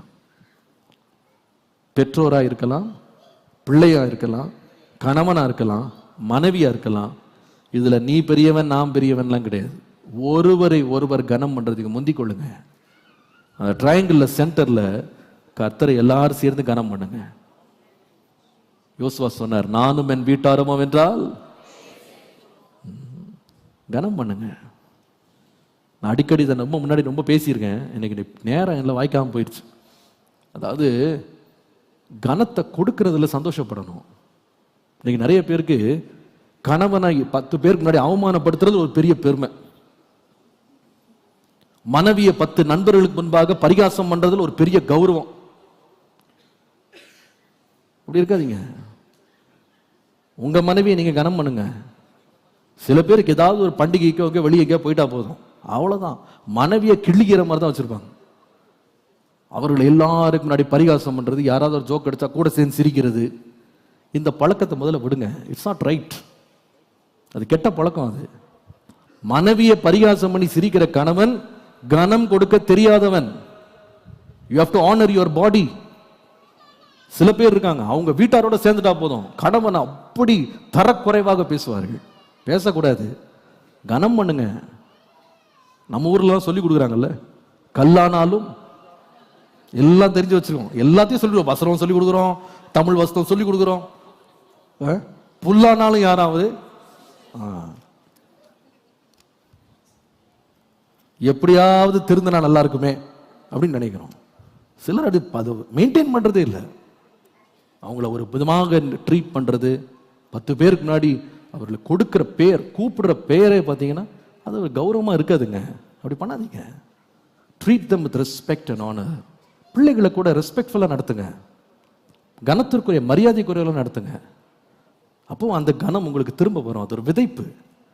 நம்ம ஊர்ல ஒரு பழமொழி இருக்கும் இங்கிலீஷ்ல, give honour get honour, give respect get respect சொல்லுவாங்க. கனத்தை கொடுத்து கனத்தை வாங்கிக்கணும், அது ஒரு இன்வெஸ்ட்மெண்ட். பெற்றோரை கனம் பண்ணுங்க. இன்னும் நான் சொல்லுவேன், மாமனார் மாமியாரை கனம் பண்ணுங்க, நீங்களே கனம் பண்ணுங்க. நான் இந்த துபாய் மீட்டிங் போயிருக்கும் போது எங்க ஒரு ஃபேமிலி மீட்டிங் வச்சிருந்தாங்க காலையில். அப்போ கேள்வி பதில் நேரம் வரும்போது ஒரு கேள்வி யாரோ ஒருத்தர் எழுதி அனுப்பியிருந்தாங்க. அது ஏன் என் கணவர் தன் வீட்டை என்னை விட அதிகமாய் மதிக்கிறார்? இதற்கு விடை என்ன? தன்னுடைய வீட்டார், தன்னுடைய பெற்றோர், தன்னுடைய சகோதர சகோதரிகள், அவர்களை ரொம்ப அதிகமாக மதிக்கிறார். இதை நான் எப்படி கையாள்வது? என்னால் தாங்க முடியவில்லை எழுதியிருக்கான். அப்போ அது எப்படி இதை ஹேண்டில் பண்றது? அப்போ நான் சொன்னேன், என்னுடைய வாழ்க்கையை பற்றி நான் சொன்னேன். என்னை காட்டிலும் என்னுடைய அப்பா அம்மாவை என்னுடைய மனைவி அதிகமாக மதிக்கிறத நான் பார்த்துருக்கேன். அதே போல அவர்களுடைய பெற்றோரை நான் ரொம்ப அதிகமாக கௌரவம் பண்றேன். என் மனைவிட்ட கேட்டு பாருங்க, என்னைக்கு அவங்க வீட்டுக்கு போகணும்னு என்கிட்ட கேட்டாங்கன்னு கேட்டு பாருங்க, கேட்டிருக்கவே மாட்டாங்க. எல்லா முறையும் நானே தான் கூட்டு போயிருக்கேன். I take the lead. நான் முந்திக் கொள்றேன். வா போயிட்டு வரலாம் வா. அன்றைக்கு அவங்களுக்கு பரலோகத்துக்கு போயிட்டு வந்த மாதிரி தான் இருக்கும். அமெரிக்கா போறது கூட பெருசு கிடையாது. அவங்க அப்பா அம்மா வீட்டுக்கு போயிட்டீங்கன்னா ஐயோ, அவங்களுக்கு இருக்கிற பேரானந்தம் எல்லை இல்லாதது. நான் ஒன்றும் பெருசா பண்றது இல்லை. நான் நேராக போனால் எனக்கு தூங்குறதுக்கு நேரம் இருந்தால் போதும், நான் பாட்டு பையை தூக்கிட்டு மாடியில் ஒரு ரூம் இருக்கும், போய் நல்லா தூங்கிடுவேன். ஆனால் இவங்க பேசுவாங்க என்ன தான் பேசுவாங்கன்னு தெரியாது. ராத்திரி 10 மணி வரைக்கும் பேசி முடிச்சிருக்கவே மாட்டாங்க. நல்லா பேசி 6 மணி நல்லா அவங்க என்ஜாய் பண்ணுற வரைக்கும் விட்டுருவேன். I don't interfere. I respect their parents. என்னுடைய அப்பா அம்மா மாதிரி நான் அவங்கள ட்ரீட் பண்ணுறேன். அவருடைய சகோதரன் வந்து அவங்களே நான் ரெஸ்பெக்ட் பண்ணுறேன், நான் முந்திக் கொள்கிறேங்க. அதே போல் அவர்கள் எங்களுடைய அப்பா அம்மாவை அதிகமாக மதிக்கிறத நான் பார்த்துருக்கேன். சிலர் நானே சொல்லுவேன், எங்கள் அம்மாட்டே இவ்வளோ நேரம் நான் பேசுறது இல்லை, நீ என்னை விட அதிகமாக எங்கள் அம்மாட்ட பேசுறிய. She speaks. என் மனைவியை சிலர் ஃபோன் பண்ணி சொல்லுவாங்க, தயவுசெய்து மறக்காமல் உங்கள் மம்மியை பார்த்துட்டு வந்துருங்கன்னுவாங்க. நான் வேலை முடிச்சு அப்படியே கிளம்பி போயிடுவேன், எங்கே இருக்கிறோன்னே தெரியாமல் சுற்றிட்டு இருப்பேன் நான். ஆனால் அவங்க சொல்லுவாங்க, நீங்கள் போய் பார்த்துட்டு வாங்க. இங்கே என்ன நடக்குதுன்னு கேட்டிங்கன்னா, அவர்களுடைய பெற்றோரை நான் மதிக்கிறேன், என் பெற்றோரை அவங்க மதிக்கிறாங்க. முடிவு என்ன? ஏங்க சண்டை வரும்? இன்னைக்கு மாமி யார் அப்படின்றாங்க. அப்படி பார்க்காதீங்க. ஒரு குடும்பத்துக்குள்ள போறீங்களா, அவர்களுடைய பெற்றோர் உடன் பிறந்தவர்களை நீங்க மதிக்கிறதுக்கு நீங்க முன்னிலை எடுத்துட்டீங்கன்னா, மனைவி சொல்லுவாங்க, ஏங்க ரொம்ப ஓவரா மதிக்கிறீங்க, கொஞ்சம் கம்மி பண்ணுங்க அப்படின்வாங்க. நீங்க உங்களை விரோதியா பார்க்க ஆரம்பிச்சுன்னா, எங்க எங்க அப்பாவை பார்த்தா உங்களுக்கு ஆள் மாதிரி தெரியலையா, மனுஷனா தெரியலையா, இந்த பேரே வரக்கூடாது. You have to take the lead. நீங்கள் முந்திக் கொள்ளணும். முந்தி கொண்டு பாருங்க, அந்த குடும்பம் கௌரவம் உள்ளதாக இருக்கும். ஒரு ஆமேன், ஒரு அல்லேலூயா, ஏதாவது ஒன்று. இன்னைக்கு இப்படி போட்டு படாத பாடுபடுத்திகளை மறுத்து எடுக்கிறீங்களா பாஸ்டர் நினைக்கிறீங்களா? கனம் பண்ணுறதுல என்ன பண்ணுங்க? முந்திக் கொள்ளுங்க. அல்லேலூயா. கனம் பண்ணுறதுல முந்திக் கொள்ளுங்க. கர்த்தர் உங்களை ஆசீர்வதிப்பாராக, கர்த்தர் உங்களோடு இருப்பாராக. கடைசியா கனத்தை எவ்வாறு நம்ம பெற்றுக்கொள்ளணும்? குடும்பம் கௌரவமா இருக்குது. முதலாவது take care of yourself. உங்களை நீங்க முதலாவது பராமரிங்க, கனத்தை கனமுள்ள பாத்திரமா வச்சுக்கிடுங்க. ரெண்டாவது, ஒருவரை ஒருவர் கனம் பண்ணுங்க. மூன்றாவது, ஆதியாகமம் 34:30, 34:30. அப்பொழுது யாக்கோபு சிமியோனையும் லேவியையும் பார்த்து, இந்த தேசத்தில் குடியிருக்கிற கானானியரிடத்திலும் பெரிசியரிடத்திலும் என் வாசனையை நீங்கள் கெடுத்ததினாலே என்னை கலங்க பண்ணினீர்கள். நான் கொஞ்ச ஜனம் உள்ளவன், அவர்கள் எனக்கு விரோதமாய் கூட்டம் கூடி நானும் என் குடும்பம் அழியும்படி என்னை வெட்டி போடுவார்களே என்றான். நம்பர் 3, குடும்ப கௌரவம் பத்தி பேசுறோம். மூணாவது ஆஸ்பெக்ட் என்னன்னு கேட்டீங்கன்னா, மெயின்டைன் யுவர் டெஸ்டிமோனி. நம்முடைய குடும்பத்தை பற்றிய சாட்சியை காத்துக்கொள்வதில் ரொம்ப ஜாக்கிரதையா இருக்கணும்.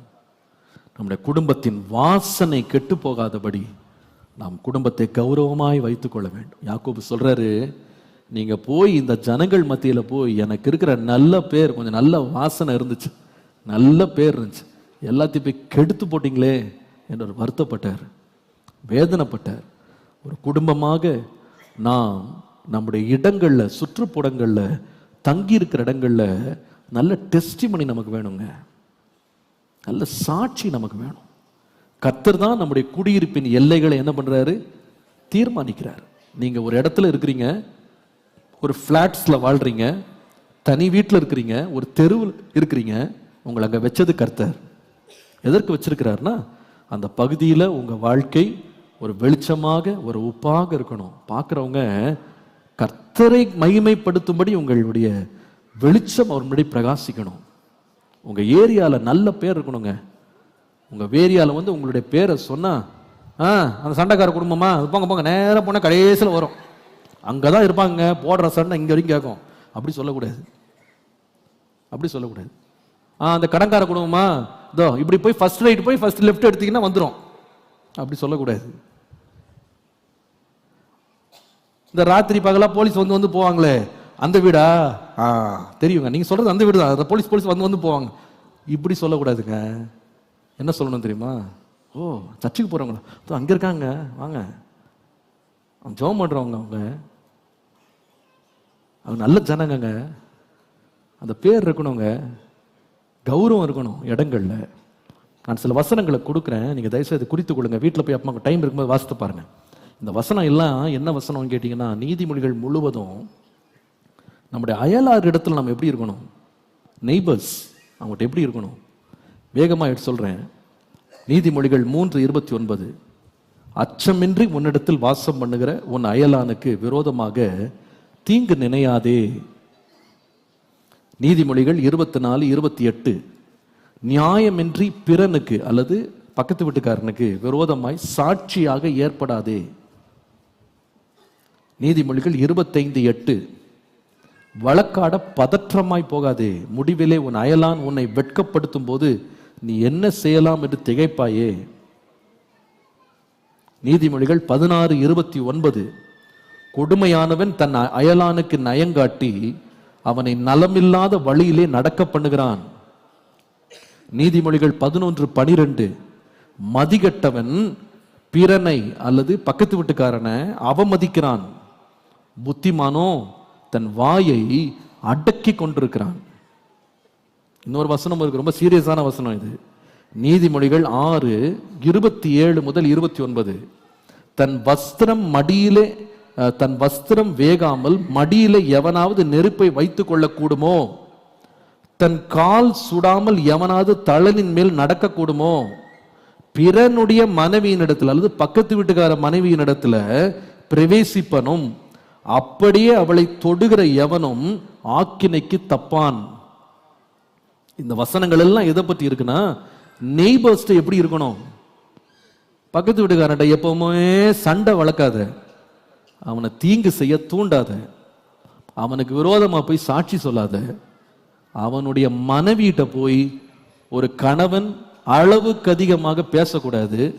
அதே போல மனைவி பக்கத்தில் இருக்கிற அயலானுடைய கணவன் இடத்துல அதிகமா பேசக்கூடாது.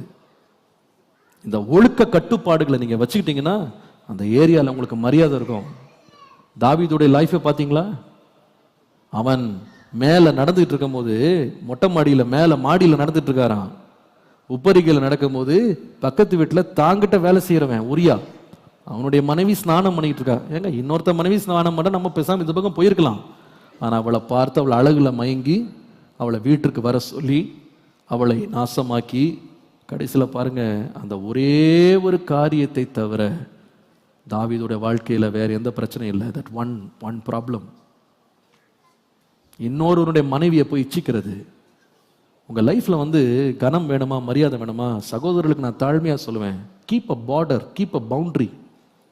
மற்ற மனைவிகள் மற்றவர்களுடைய மனைவிகள்கிட்ட பேசும்போது ஒரு டிஸ்டன்ஸை மெயின்டைன் பண்ணுங்க. போன்ல பேசினா சுருக்கமா காரியத்தை மாத்திரம் பேசுங்க. வள வள வள வளன்னு கண்ட கதையும் பேசக்கூடாது.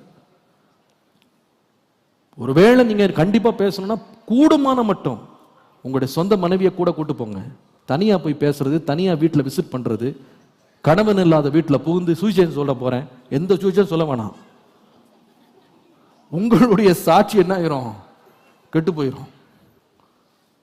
மனைவிமார் அதே போல உங்கள் கணவன் இல்லாத வேற ஒருவர்கிட்ட அதிகமாக பேசாதீங்க, தேவையில்லாம பேசாதீங்க.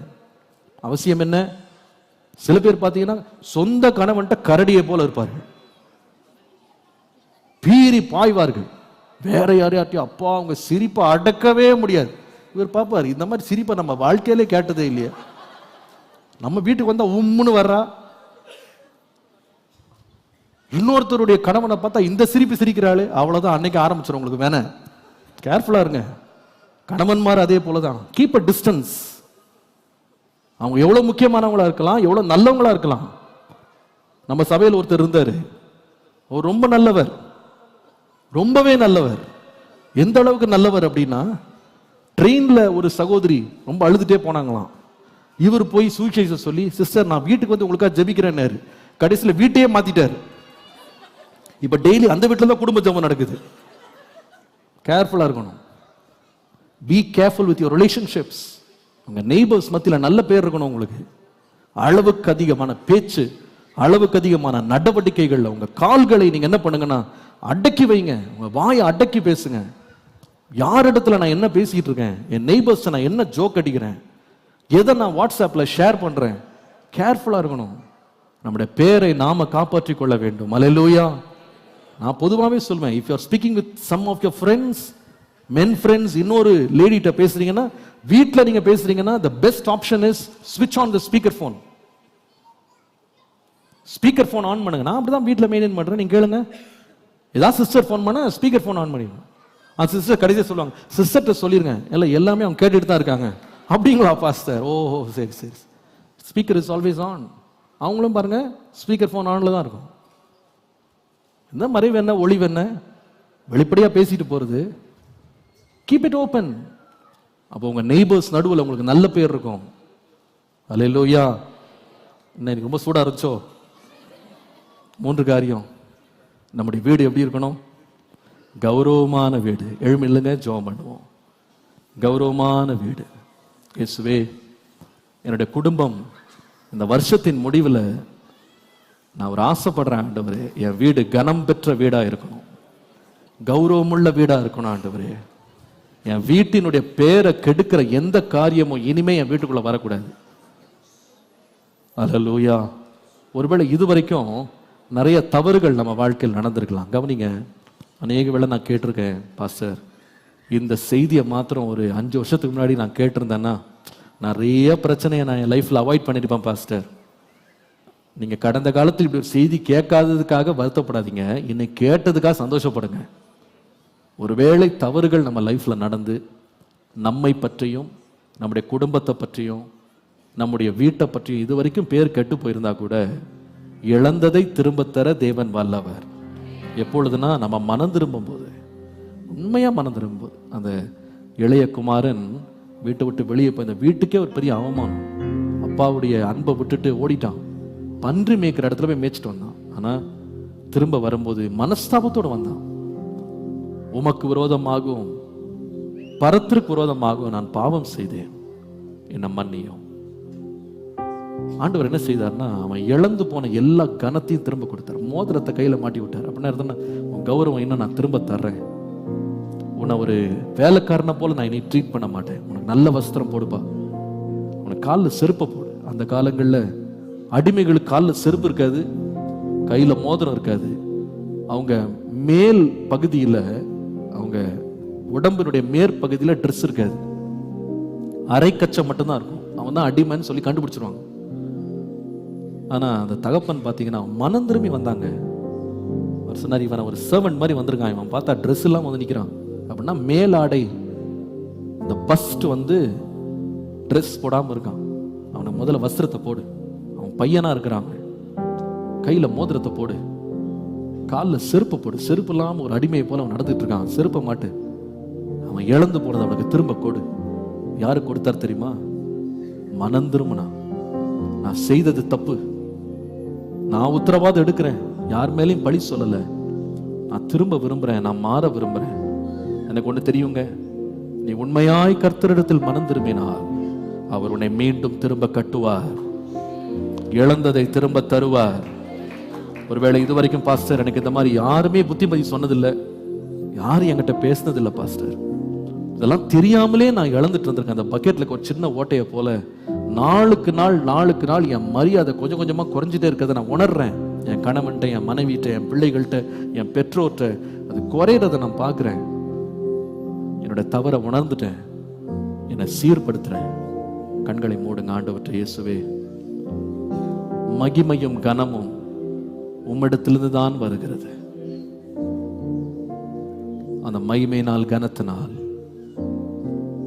என்னை முடிசூட்டும். சின்ன ஜெபத்தை ஆண்டவருக்கு ஏறிடுங்க. என்னுடைய வீடு ஒரு கௌரவமான வீடா இருக்கட்டும், என் தனிப்பட்ட வாழ்க்கை ஒரு கனம் பெற்ற ஒரு பாத்திரமா இருக்கட்டும். நான் மற்றவர்களுக்கு கனம் கொடுக்கிற ஒரு பழக்கத்தை வளர்க்கட்டும். வெறும் மரியாதையை எதிர்பார்த்துட்டு மரியாதையை கொடுக்காத ஒரு சுபாவம் எனக்குள்ள இருக்கக்கூடாது.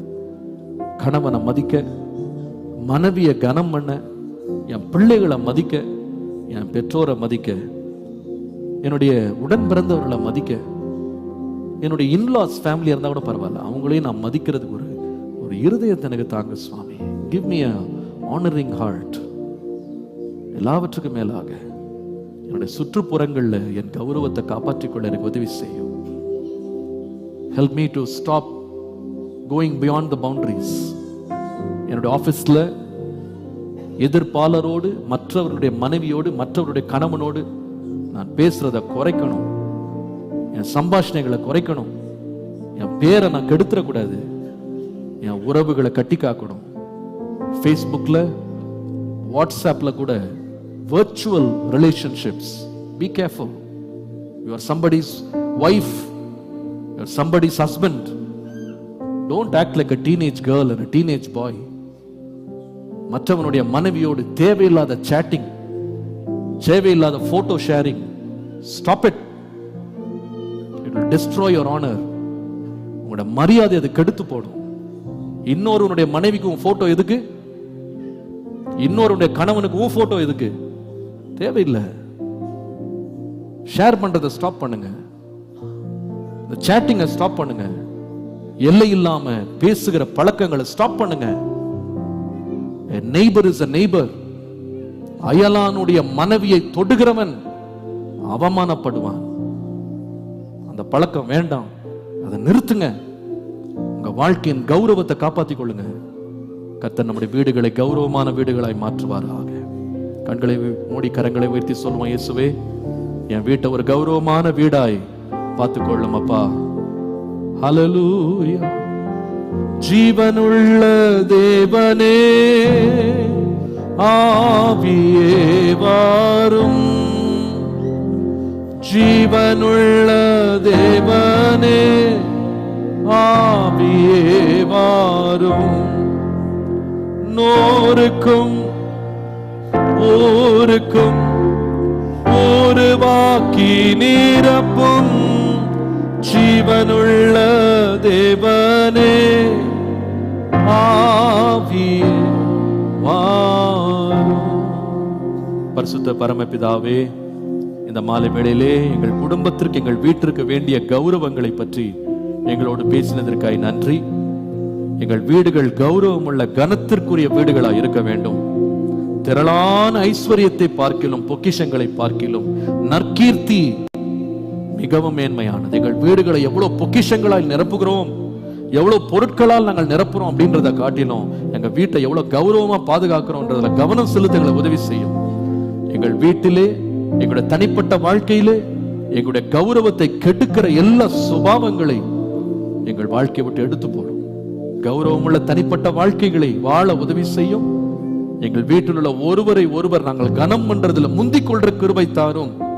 எங்களுடைய அயலகத்தார், எங்கள் நண்பர்கள், எங்களோடு வேலை செய்கிறவர்கள், எங்களுக்கு அறிமுகமானவர்கள் நடுவில் எங்களுடைய கனத்தையும் மரியாதையும் காப்பாற்றிக் கொள்ளுகிற ஒரு உணர்வை எங்களுக்கு தாரும். தவறுகளை மன்னியும், இன்றைக்கு சீர்படுத்தும். எங்கள் வீடுகளை கனம் பெற்ற வீடுகளாய் மாற்றி ஆசீர்வதியும். இயேசுவின் நாமத்தில் பிதாவே, ஆமென். என் ஆத்துமாவே கர்த்தரை ஸ்தோத்ரி, என் முழு உள்ளமே பரிசுத்த நாமத்தை ஸ்தோத்ரி. என் ஆத்துமாவே கர்த்தரை ஸ்தோத்ரி.